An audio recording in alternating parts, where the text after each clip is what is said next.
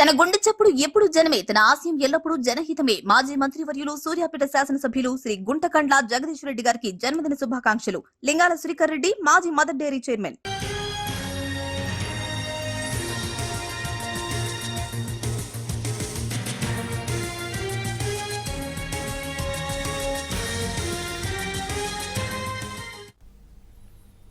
Ramayapatnam port భవితవ్యంపై YCP అధినేత YS Jagan ఎక్స్లో పోస్ట్ పెట్టారు.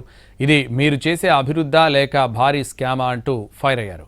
రాష్ట్రానికి 3,500 కోట్ల ఆర్థిక భారం మిగిల్చడం ఎలాంటి అభివృద్ధి అంటూ ఎక్స్లో పోస్ట్ పెట్టారు. పోర్ట్ అభివృద్ధితో రాష్ట్రానికి భారీ పెట్టుబడులు వచ్చాయని, వైసీపీ హయాంలో 3 పోర్టులు పనులు వేగంగా జరిగాయని గుర్తు చేశారు. భూసేకరణ, అనుమతులు, ఫైనాన్షియల్ క్లోజర్ పూర్తి చేశామని తెలిపారు. రామాయపట్నం పోర్టుతో భారీ పరిశ్రమలకు ఊతమిచ్చామని స్పష్టం చేశారు. బీపీసీఎల్ 1,00,000 కోట్ల రిఫైనరీకి పోర్టే ప్రధాన బలం అని వ్యాఖ్యానించారు.